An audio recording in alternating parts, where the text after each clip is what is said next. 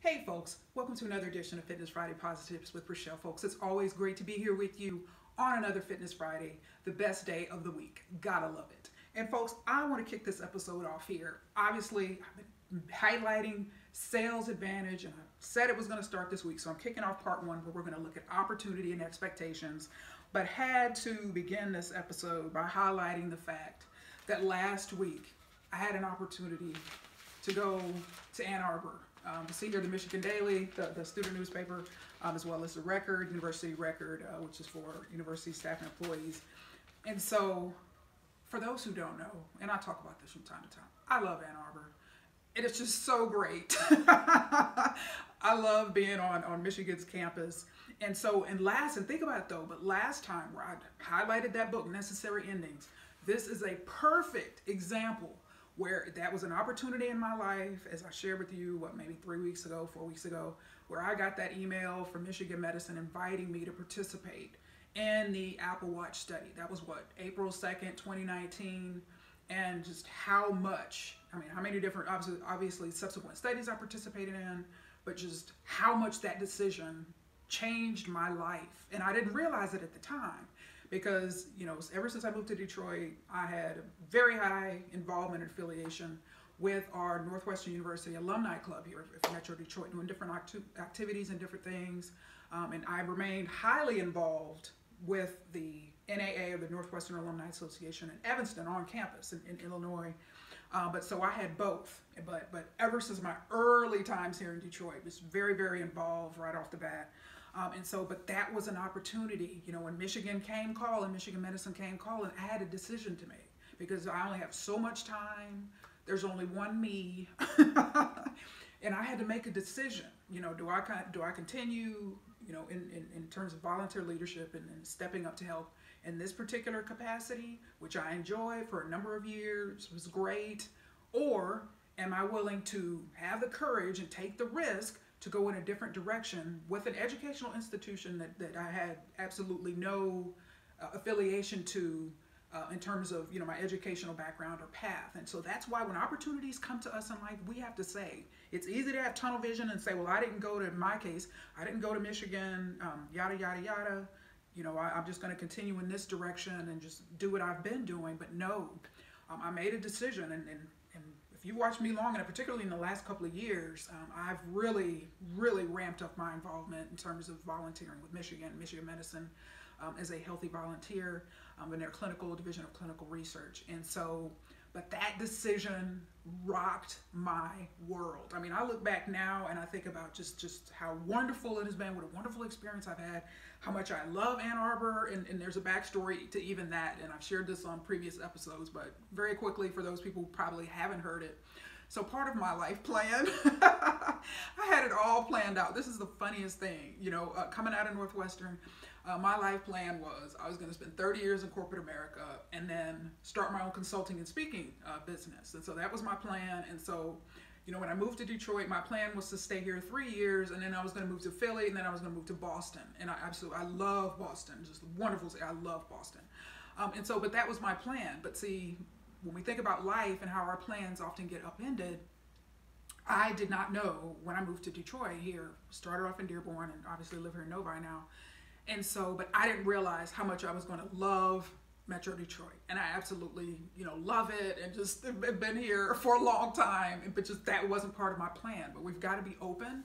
But I realize now with the addition of Ann Arbor to, again, I'm very, very happy, and here in Novi and Metro Detroit, but then the addition of Ann Arbor and just that influence and that involvement in my life since 2019, it has absolutely rocked my world. Because there's people that this argument can certainly be made that Ann Arbor is the Boston of Michigan or the Boston of the upper Midwest. It's just wonderful. I just couldn't be more pleased, but that was an example, folks. This is an example of where that was a necessary ending. My involvement here locally, with our alumni, yes, I'm always here as a resource.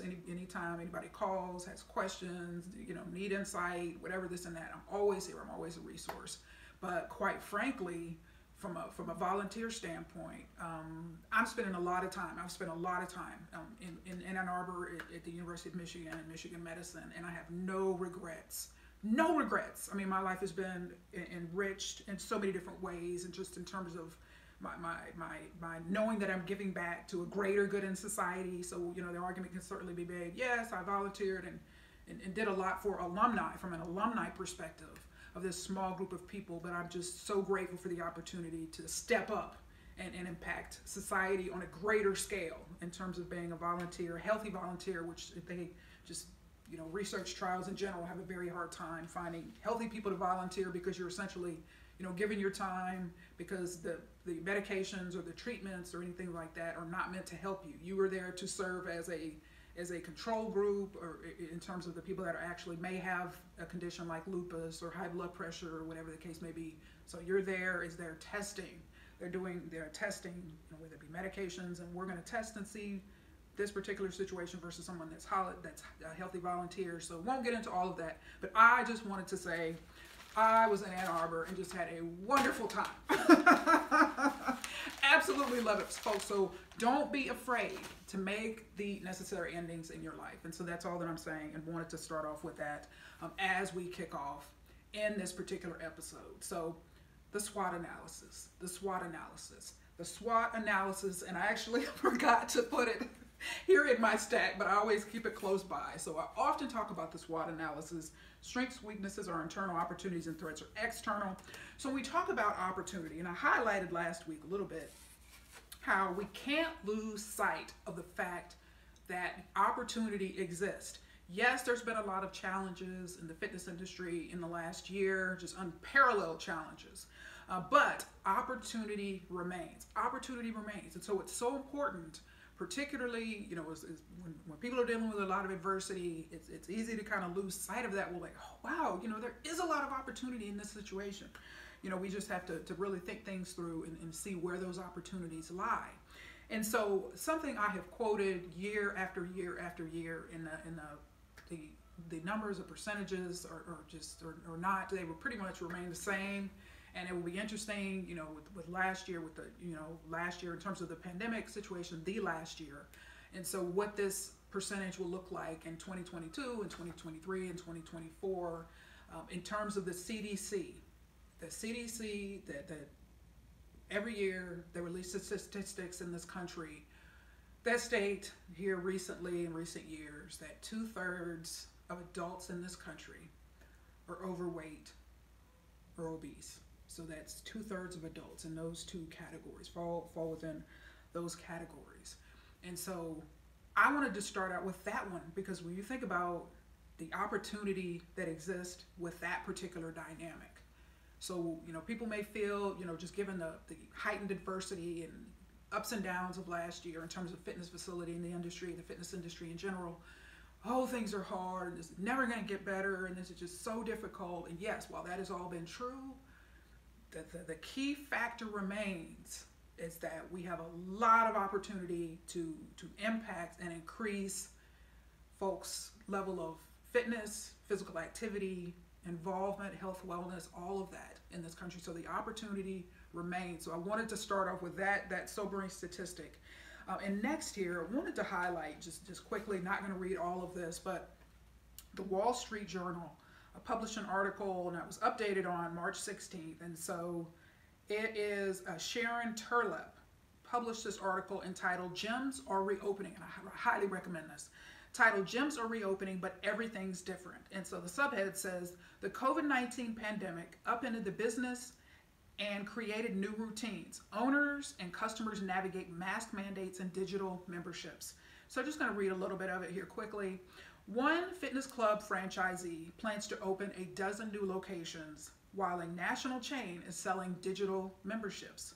A Pilates studio in Houston is requiring masks. A family-run gym in Indianapolis isn't. America's gyms are reopening to a markedly different, changed fitness world as coronavirus pandemic restrictions lift. Each business and its customers must decide how to navigate new workout habits and conflicting demands around COVID-19 safety protocols.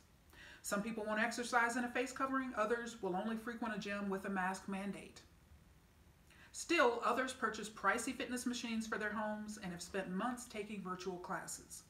Many of our members have developed habits in a significant way, routines they never had before COVID, said Jeff Zweifel, Chief Operating Officer at Lifetime Inc. The fitness center chain with 150 U.S. locations now offers a $15 monthly digital membership where people can work out to streaming classes. So that's all I want to read on that one, but it really, in the article, goes into certainly more detail, but just the realities of how facilities and fitness entities are just starting over again here in 2021, obviously earlier here in this year. It's a new reality. It's a new fitness industry. A lot of things have changed, and things have certainly been, where you talk about the digitization and the virtualization of fitness from that perspective. There's no going back. I mean, there's just no going back. And as I've alluded to in previous episodes, these type of changes were bound to occur, but it's just the coronavirus accelerated those changes. And particularly when you think about, perhaps not generalizing, but a smaller studio or private studio or facility that may have been slower to adopt and leverage technology and the digitization options and those type of things, may have been slower to adopt that last year with the coronavirus pandemic. And I've read articles about that last year. Just the adversity of that situation and the pressure of that situation caused many entities to really rethink that and say, okay, we need to make this change. We need to pivot towards including this technology and the technological aspects. We need to do this now. There's no more holding off. There's no more saying that we'll do it when, we'll do it at this particular point. We need to make this happen now from a standpoint of sheer survival. And so it's a new reality. It's a new world. But folks, within this new world, within this new reality is opportunity. We always got to look for the silver linings. We always got to look for the positive opportunities that exist. And so I want to share another article with you highlighting this aspect of opportunity. And so NBCnews.com has an article here entitled "A Collective Trauma. New report details the effects of stress in America in 2020." And the subhead says, "Stress has led to potentially harmful behavior changes that could thrust the U.S. into a whole new health crisis." And so this was published on March 11th here, 2021, by Erica Edwards. And so I'm going to read, not all of this, I'm going to read some briefly as it relates to the weight situation, weight gains, weight challenges. And so it says, "A new report from the American Psychological Association shows just how stressful life in America was in 2020. The APA's Stress in America report, published Thursday, provides a stunning example of how mental health directly impacts physical health. It comes exactly 1 year after the World Health Organization declared the coronavirus a global pandemic. We've gone through a collective trauma," said Arthur C. Evans, Chief Executive Officer and Executive Vice President of the APA. "The resulting stress," the report found, "is showing up in drastic weight changes and increased alcohol use." The online poll conducted in February includes responses from 3,013 adults about life over the past year. A majority, 61%, said their weight fluctuated in 2020. Of those, 41% said they'd gained more weight than they wanted to, nearly 30 pounds on average. 10% reported gains of more than 50 pounds. "I'm not surprised," said Kara Carruthers, an associate professor in the physician assistant program at the University of Tennessee Health Science Center College of Medicine in Memphis. Carruthers explained that when the body feels stress, a cascade of physiological changes, takes place. The body releases a hormone called cortisol, which increases insulin levels in order to maintain normal blood sugar. Higher insulin levels increase fat deposits along the waistline. Adding to the problem, more than half of respondents said their exercise levels dropped during pandemic. So think about that.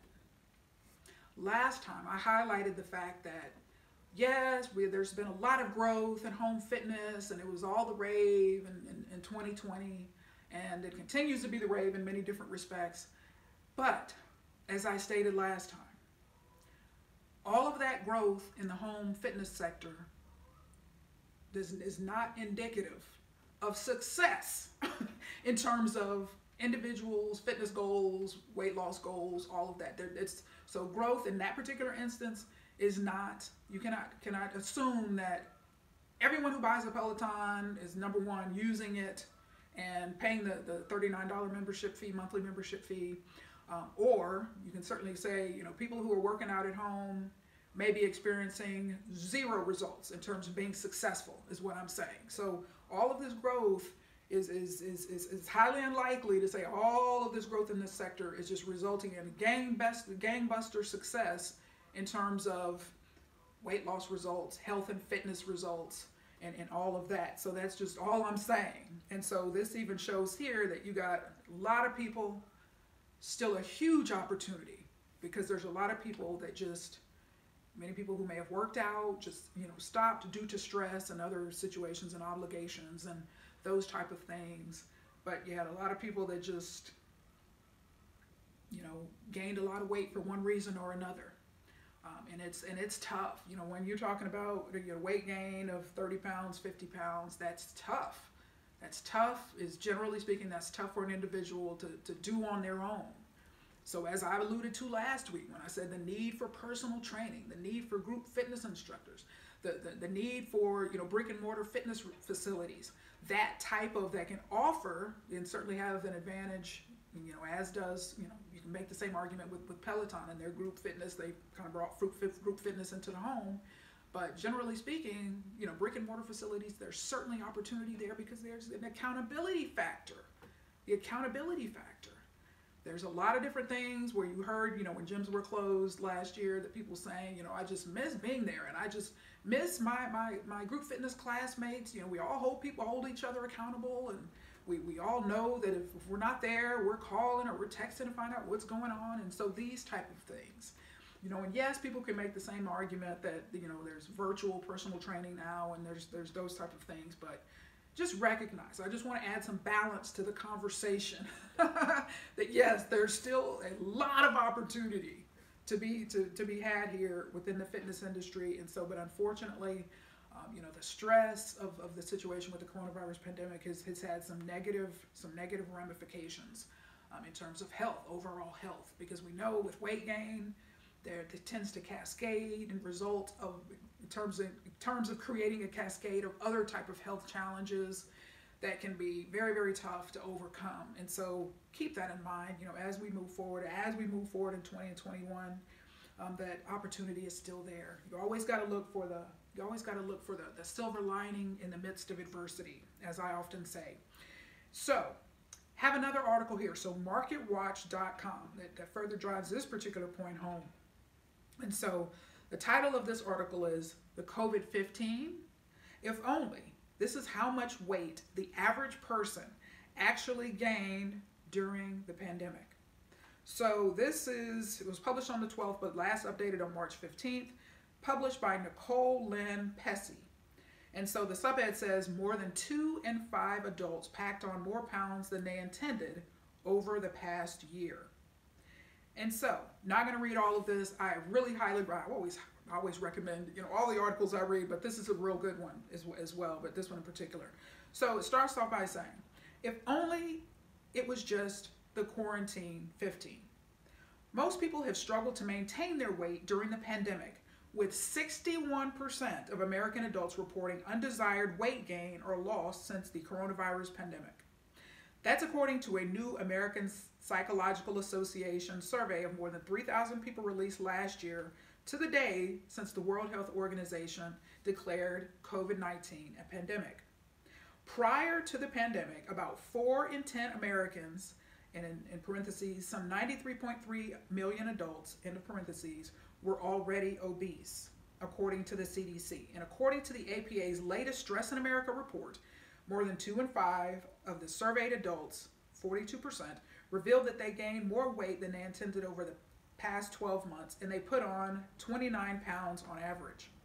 In fact, 1 in 10 said they gained more than 50 pounds, which the APA notes is a textbook sign that people are struggling to cope with mental health challenges. Indeed, in parentheses it says, indeed, the report also found that 1 in 3 Americans is sleeping less during the pandemic, and more than half of parents said the level of stress in their lives has increased. Further, it goes on to say, a recent WebMD poll of more than 1,000 readers also revealed that more than half, 54%, of respondents said that they had gained weight due to COVID restrictions, disrupting their health routines. Some 54% reported that they were exercising less, and 68% admitted that they were snacking more. Even Goop wellness guru Gwyneth Paltrow revealed in a recent virtual event that she gained 14 pounds over the course of 9 months. I felt like my wine and my pasta and biscuits and crackers and cheese were getting me through, she said. In parentheses, in true Hollywood form, however, she has already lost the weight. Further, and this has led to terms like the COVID-15 trending as people commiserate about turning to alcohol and comfort food during the pandemic online, harking back to the freshman 15 that some students gain when they first get to college. These extra pounds are troubling, however, especially during a worldwide health crisis. The National Institutes of Health warns that such significant weight gain poses serious long-term health risks. People who put on more than 11 pounds are at a higher risk of developing coronary heart disease and type 2 diabetes, for example, while those who gain more than 25 pounds are put at higher risk of stroke. In a sick twist, this extra weight that people have gained as a result of the pandemic can actually make them more susceptible to COVID-19. Having obesity increases the risk of severe illness from COVID-19, the CDC reports, and people who are overweight may also be at increased risk. Having obesity may also triple the risk of COVID-19 hospitalization, and as one's body mass index, BMI, increases, their risk of death from COVID-19 also increases. So in this article, I'm not going to read more of it, but it goes on to state that even people's pets have gained weight during the pandemic. So very, very interesting reads, and so I highly recommend it. But just wanted to highlight those as examples of the opportunity, the fact that the opportunity exists. And so from a sales standpoint, I'm going to dig deeper into this next time, so I'm purposely not going any further than just the overall opportunity. But from a sales standpoint, in a sales mindset standpoint, you have to recognize that the opportunity is there, and the opportunity exists. So if someone has a mentality that the industry is doomed, my facility is doomed, because there's no opportunity, and this has just decimated the industry, and I'm not minimizing any impacts. This has been a very rough year on the industry. But what I'm saying, and particularly whether you're talking about selling cars, or you're talking about selling gym memberships, or studio memberships, or whatever the case may be, you have to believe in the product, in the service, in terms of what you're doing and what you're selling. That is so important, because if the mindset is doomed right off the bat, that is going to color everything a salesperson, if someone has a formal sales role like an account manager, membership engagement manager, membership advisor, membership counselors, or different titles within the fitness industry of how that all operates, or someone who may be at a planet where they don't have official salespeople, where the person at the front desk or the manager or someone gives people tours.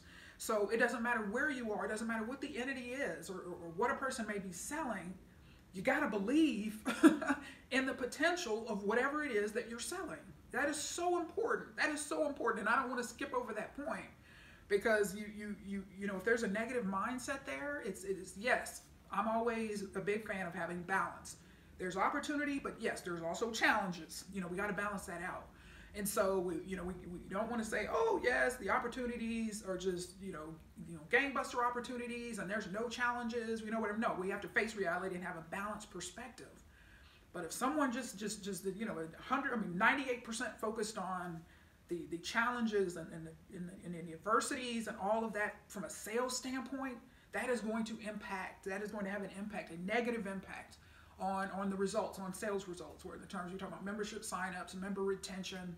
There's just mindset in sales is so important. Mindset is everything, quite frankly, in sales. I mean, it's hugely important. You got to believe in whatever it is you're selling.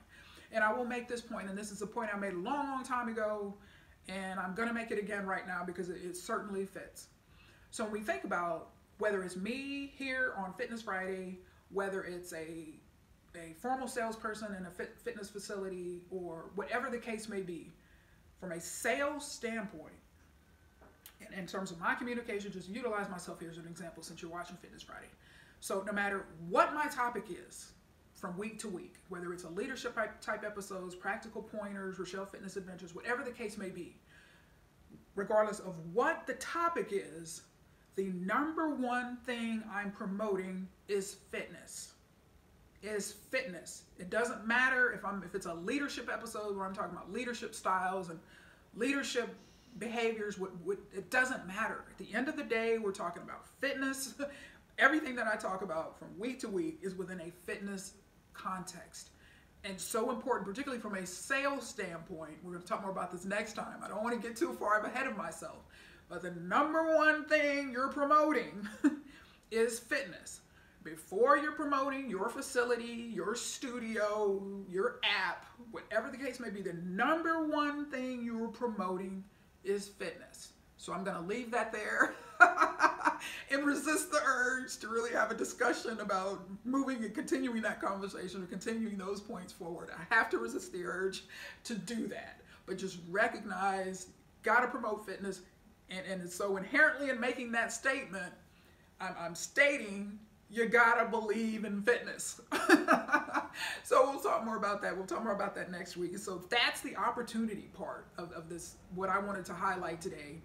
And so we have to look, there's another part of this, and that is expectations. So remember I just talked about the mindset and how if somebody has a negative mindset, you're gonna have negative behaviors, and it's just going to color and just serve as a big obstacle or a big barrier in terms of if someone doesn't believe in fitness and they're trying to sell fitness memberships, or if someone believes that there's, the fitness industry or facility is just downright absolutely doomed and they're trying to sell memberships. I mean, those type of mindsets is what I'm saying is going to impact and impede their efforts, whether it's conscious behavior or conscious beliefs or subconscious beliefs.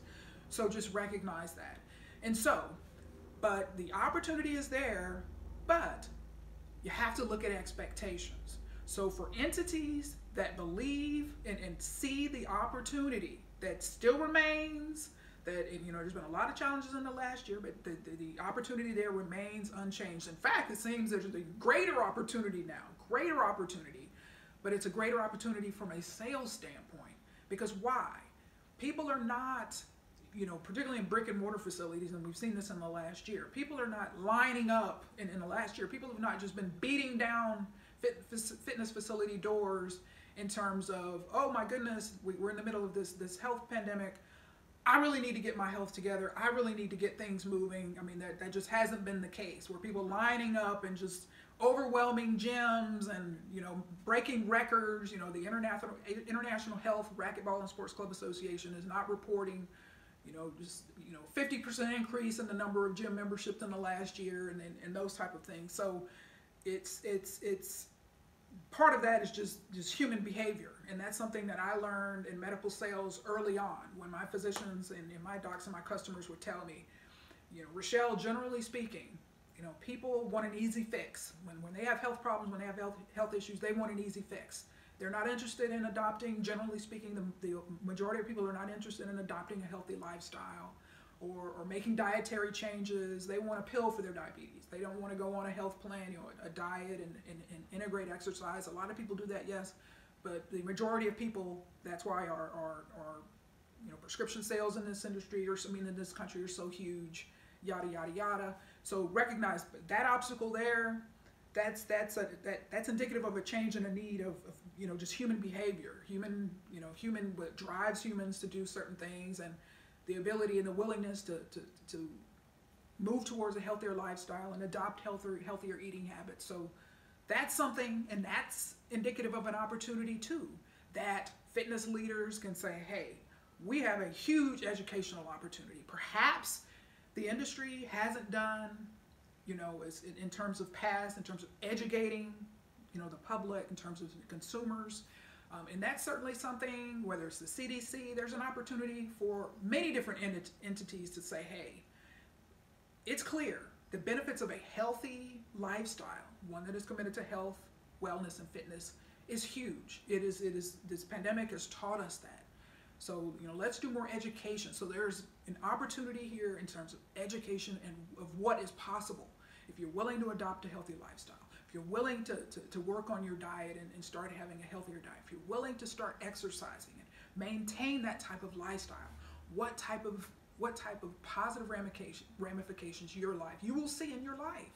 So there's a huge opportunity for education there to impact just human behavior and what people in general are willing to do, and steer them away from the quick, easy fixes towards a healthy lifestyle. So yes, there's opportunity there, but expectations is important, because if someone believes that opportunity exists and those entities that know and see the opportunities that are there, those are the entities that continue to have high expectations. So again, when you talk about, someone may say doom and gloom, this is we're doomed, versus there's a lot of opportunity here. We're moving forward with growth. We're expanding. We're doing all of these different things, and it may seem like a very different type of scenario, and it is in both instances, where, man, doom and gloom, and someone's, saying great things and great opportunity here.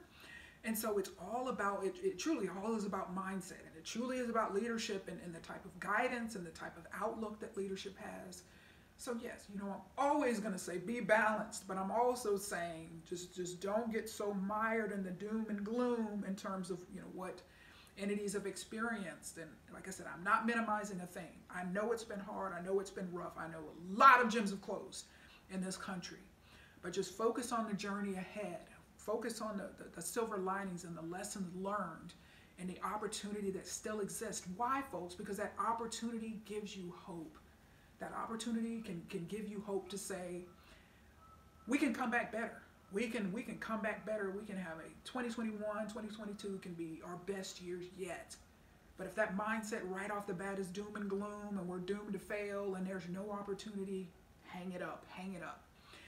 And I highlighted Lifetime in a previous article, and my hair just keeps getting in my face, and so I keep moving it, so pardon me for that. But wanted to highlight an example here of Lifetime Fitness.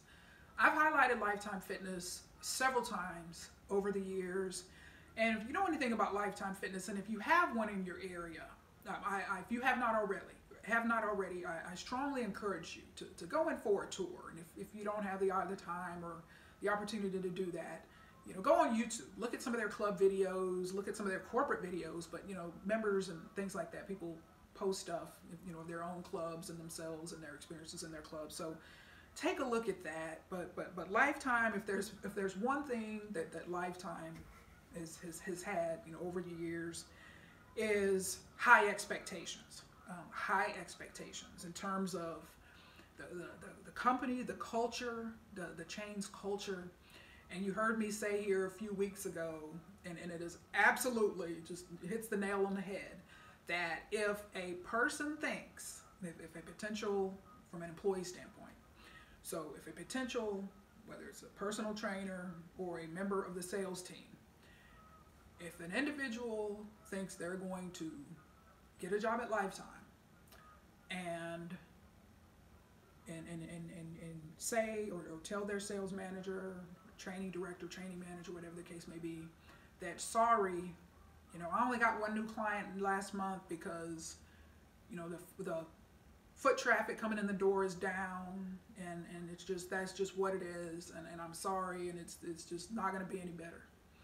So if a person who says something like that or has that type of mindset thinks he or she is going to remain on the payroll indefinitely, it's not going to happen.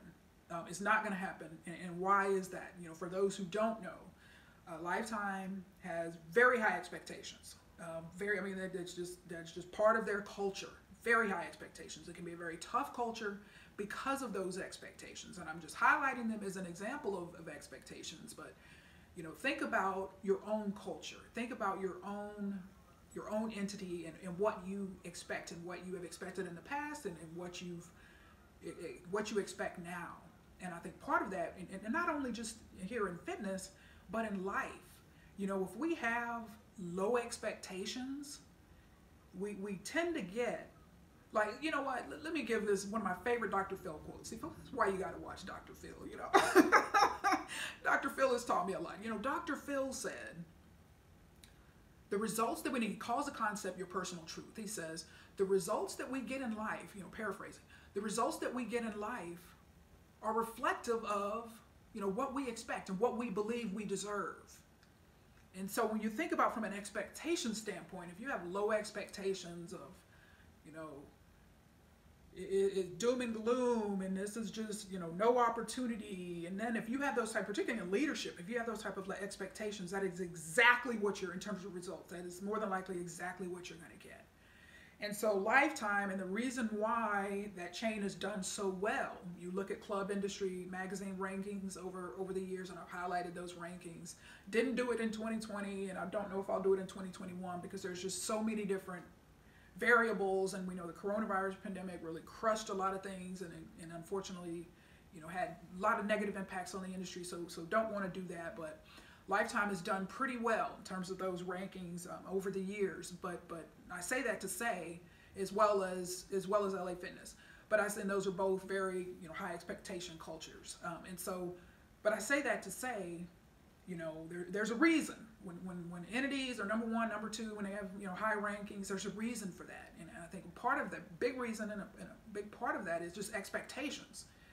Amazon has done extremely well, of course, during the pandemic, but before the pandemic. Well, why? That culturally, it is well known and well documented. Amazon is a culture of high expectations. In fact, very high expectations.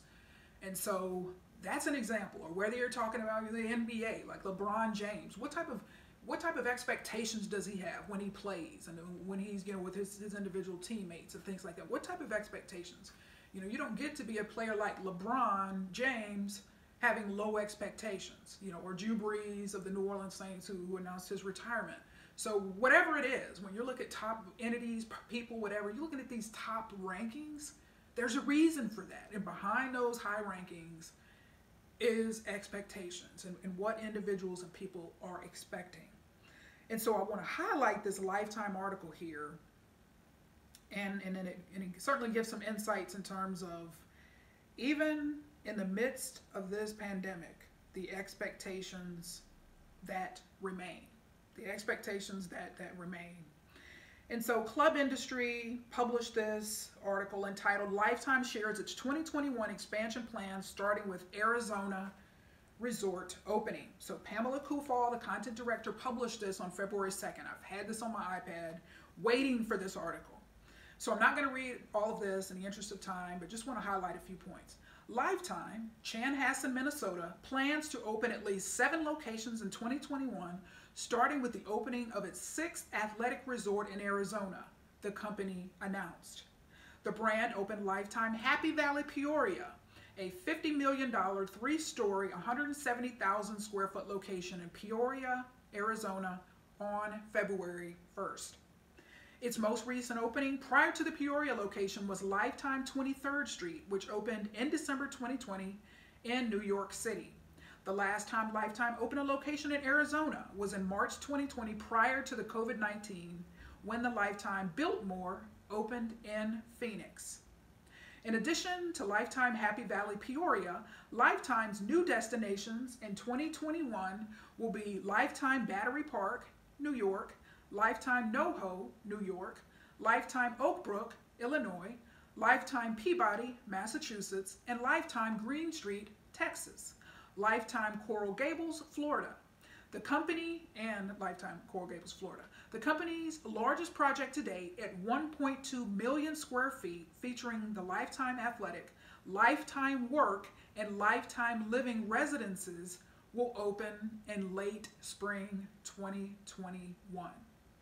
The company also has at least 4 openings scheduled for 2022, 2 in New York City, 1 in Palm Beach Gardens, Florida, and 1 in Chicago.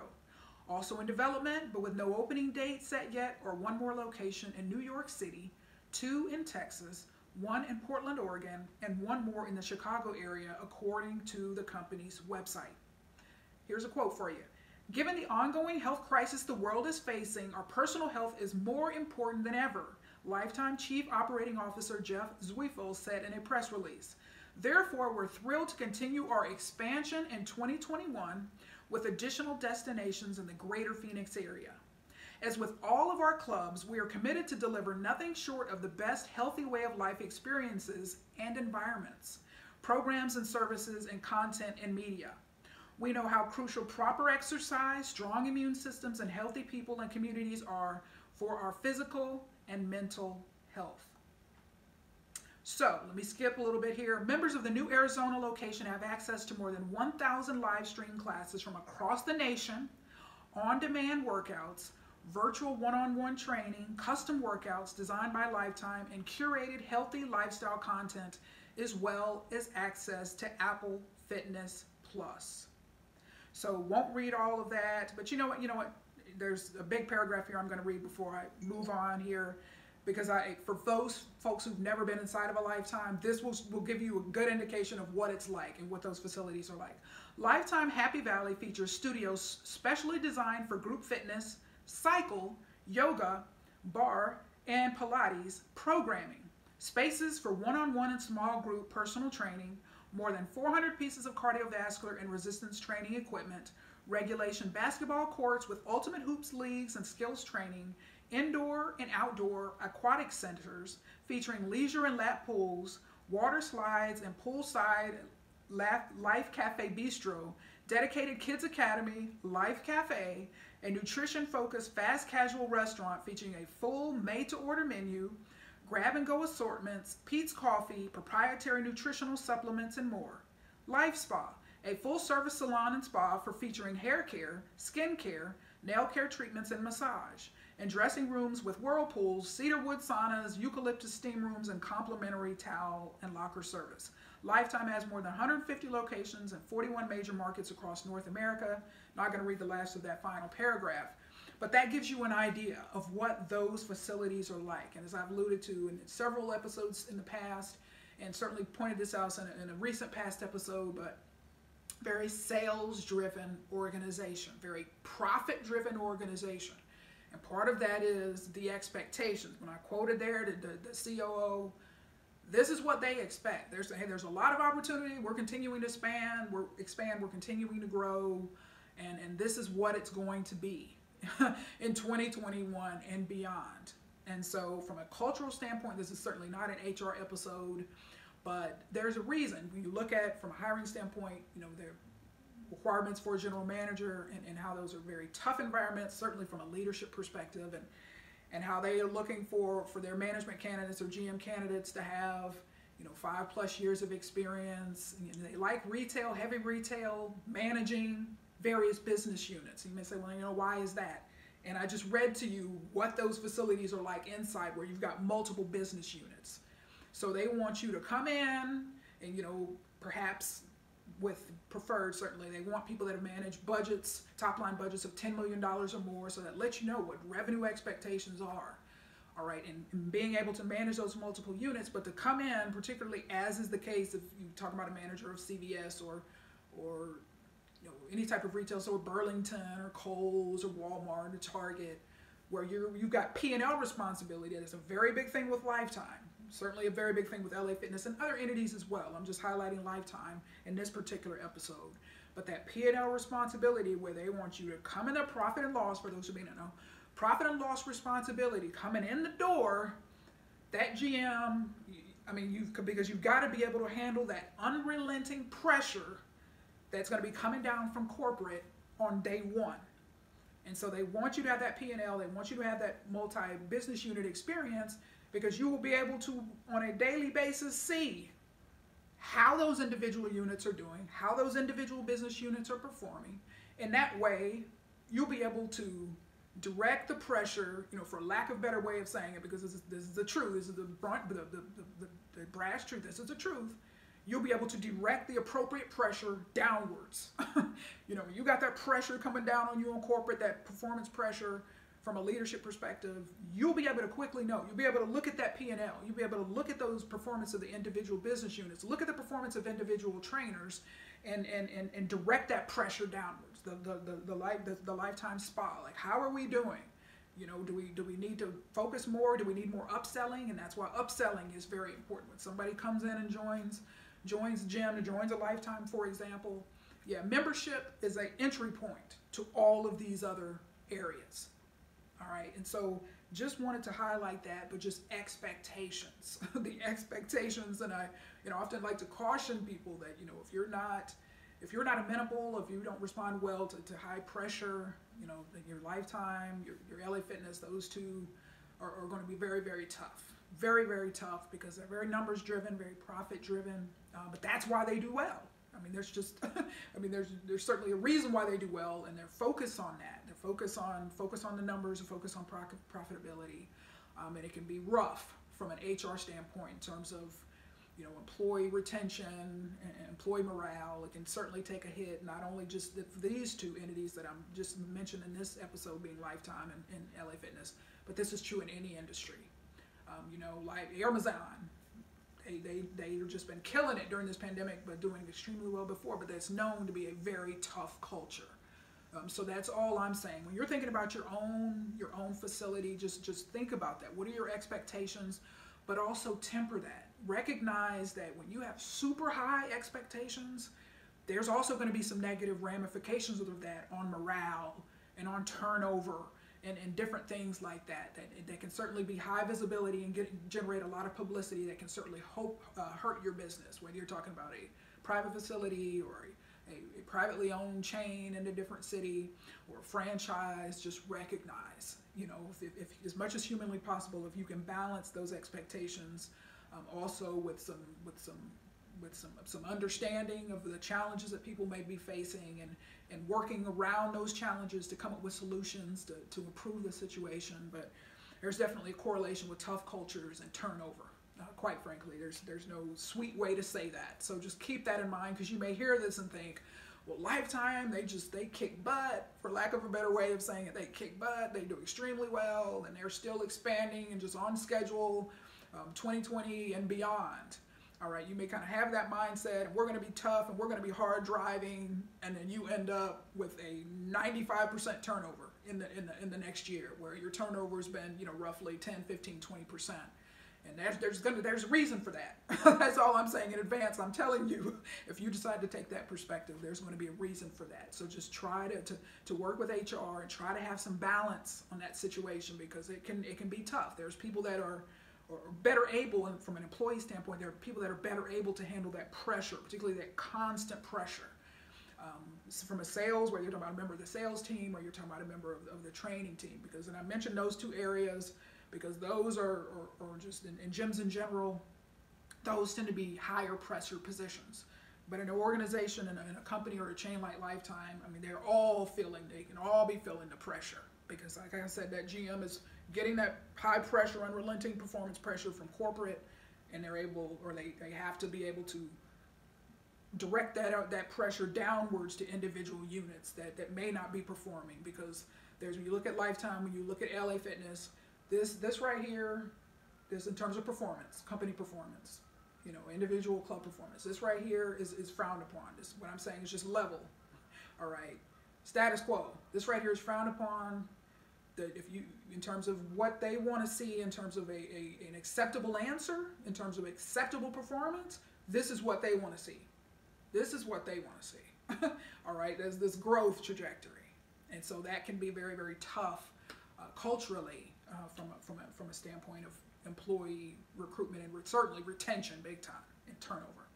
So wanted to highlight that in terms of what the expectations are, and I'm going to close this episode out here by highlighting another entity. And I like to highlight fitness entities and within the industry, certainly, but I also like to highlight those entities outside of the fitness industry, because it gives you just some different perspective, how you can see things differently and just see how things play out outside of the context of the fitness industry. Sometimes the light bulb can go off that might possibly, may not go off as easily if I only just highlight fitness examples. And so when I highlight an example, it's very, very near and dear to my heart in terms of expectations, in terms of the expectations of the university and how that impacts performance and what is being done and what happens, yada, yada. And this entity being, this organization, this college being Northwestern University. Northwestern University, very high expectations, from a student enrollment standpoint, and being able to hang in there as a student and graduate and those type of things, very high expectations, but that's not what I want to focus on right now. I want to focus on fundraising.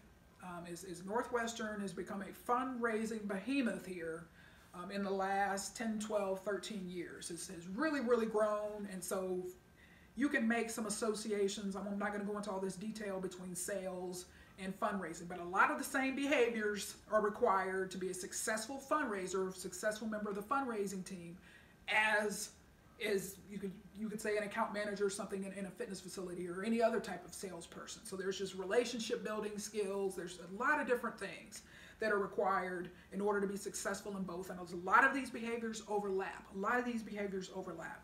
And so I want to highlight some of the fundraising that Northwestern, just one example here that I'm highlighting, and the fact that, see, once again, if someone thinks, and I know this as a very highly involved alum, and I do a lot, like I said, now exclusively with the Alumni Association outside or inside Evanston, at the university campus here, as opposed to just here in Metro Detroit. So I see a lot of this, and as an alumni leader, I get a lot of fundraising appeals directed towards me, so I'm in a very good position to speak on this type of situation. So 2020, we saw the coronavirus pandemic, and it impacted universities, and it certainly impacted Northwestern and a lot of different universities, and it had negative impacts as well. And so, and from Northwestern standpoint, and there was several other universities that faced a similar thing, is, what do you do when the university had to shut down, and you're talking about a university with a yearly cost, and this is including room and board, a yearly cost that is almost $80,000 a year per student. Very, very expensive. And so what happens to that, your ability to charge that fee when an entity is closed and it's all remote and online? So there are a lot of challenges behind that. So I won't get into all of that, but a number of challenges that other universities face in the same situation, particularly the pricier ones. Like, what do you do in that situation? So I can tell you emphatically, in 2020, no one sat around and said, oh, well, we better just have low expectations from it. Just talking about fundraising here for the purposes of this episode. No one sat around and said, well, sorry, Bob Quinn is a guy who heads up the fundraising. They brought him from either the Cal State University system or University of California, one of the two big systems. They actually brought him there in advance of the strategic plan that was released in 2011, which was going to be a $1 billion fundraising campaign. So they went and got this guy with a lot of good experience. He's done a wonderful job, but guess what? It's clear from the results that they have gotten is, from a fundraising standpoint, you're not going to remain on the payroll indefinitely telling your boss, sorry, wasn't able to raise any money. I mean, whether you're talking about the principal fundraising gifts team, which is gifts of $1 million or more, all the way down to major gifts, which is $50,000 and above, down to annual giving. So in all of these different fundraising departments, sorry, we couldn't raise any money is not an option. The expectations are too high, even during the pandemic, because I can emphatically tell you, the fundraising appeals still came. The mailings still came. The emails still came. So, the bookmarks and different things like that continued even last year in the midst of a pandemic, because it may have been interesting, or it may have been certainly possible in that situation to have a mindset and say, we need to cut back. The coronavirus pandemic is tough, and it's impacting people, and it's their ability to give. Didn't happen. I can tell you at Northwestern, it did not happen. And this is certainly an example I've been hanging on to here for like 3 or 4 months. And I knew I was going to highlight this at some point. So this is the library, the library, a little publication that they send out maybe quarterly. Yeah, I think it's quarterly. So footnotes. And so it talks about, there's all these different things, how the libraries are transforming services and spaces during the pandemic. So all these articles inside, but what do you see here? Strategically placed, a giving envelope. We will, that's the campaign, the fundraising campaign for Northwestern, strategically placed here in the back of this publication, where? Honor roll of donors 2020, starting off with donors of $25,000 or more, $25,000 or more. So highlight all these different people. And so there's no expectation of, sorry, we better not bother anybody, we better not ask for any money. Not going to happen. The fundraising continues. The names of people they recognize on the honor roll list are there, certainly for those to see. So this is an example. This publication continued. They didn't make it, down to 2 pages instead of however many pages it is. The expectations were there. We expect a certain level of results. That's half the battle. It's just having low expectations and just saying that, my people can't perform or it's not possible.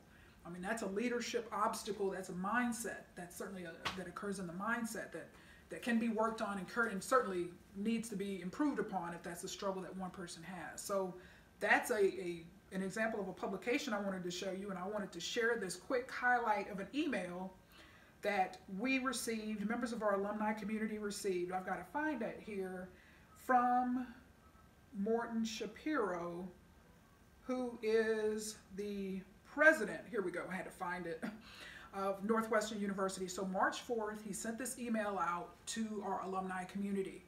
And it kind of speaks for itself. I'm going to read 2 different paragraphs, and then I'm going to close out this episode. But going back to expectations, the culture of Northwestern University is high expectations.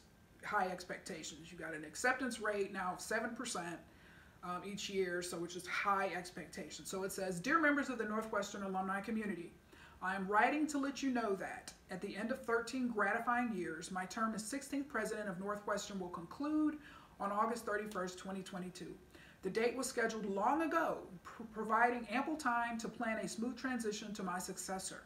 The Board of Trustees will offer more detail in the near future regarding the selection process." So it goes on to talk about all of his several different accomplishments during his tenure as president of the university.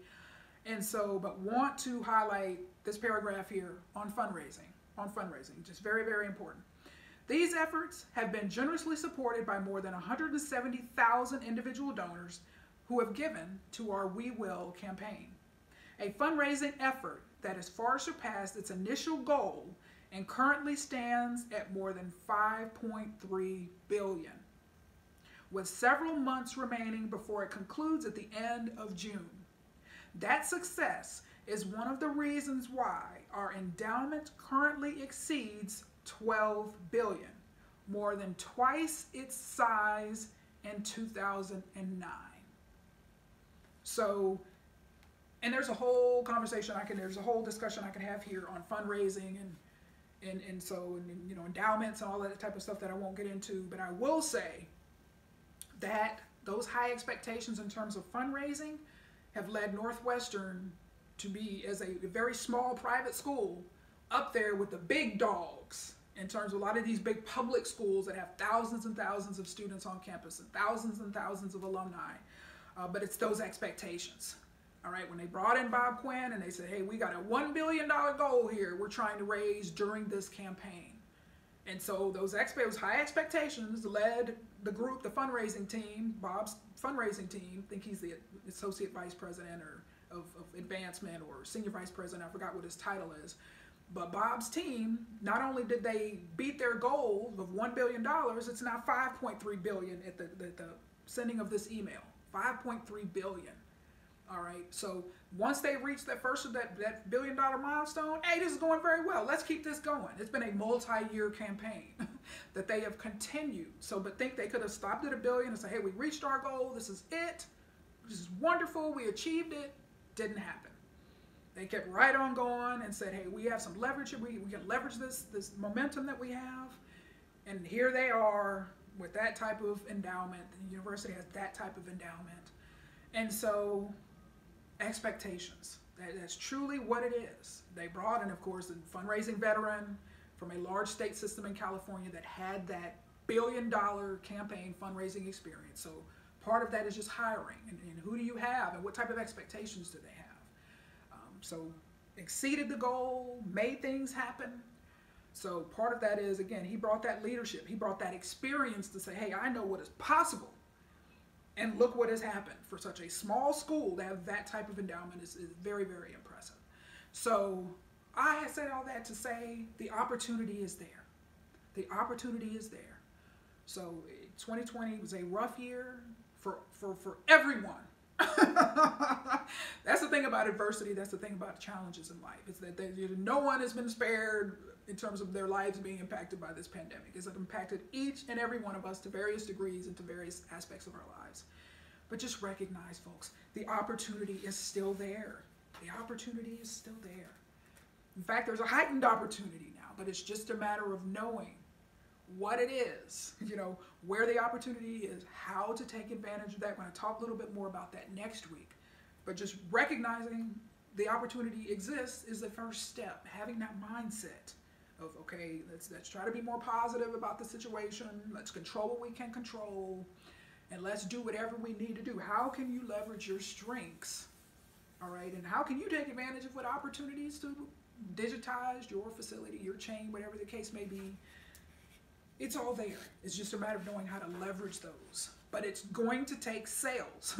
It's going to take a sales effort. That's why I have this series here on the sales advantage, because these type of entities that place a high emphasis on sales are those that are really making things happen or continuing to make things happen and growing and expanding here in spite of the coronavirus pandemic.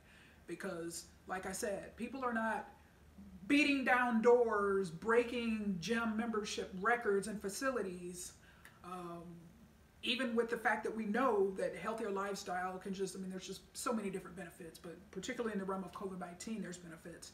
And so, but that's where sales comes in. The messaging, the knowing what it is you're promoting. You're promoting fitness. How do you know? What are the strengths and weaknesses? How does it, from a sales standpoint, what are the strengths and weaknesses of your facility? What are the strengths and weaknesses of your competitors? How comfortable is a person selling in that type of environment? When someone comes in and says, well, I'm thinking about joining X gym, or I'm unhappy at X gym, do you know how to competitively place your facility against that facility's weaknesses, or that person's why they're complaining and what they're saying? All right, so that's why we have to enlarge our vision in life. We have to expand our knowledge. We have to expand what we're exposed to. Because if all you know, if you have tunnel vision in your facility, your chain, your studio, that's all you know. You don't know anything about your competitors. You don't know anything about, you've never been inside any of your competitors' gyms. You've never been in any of their websites.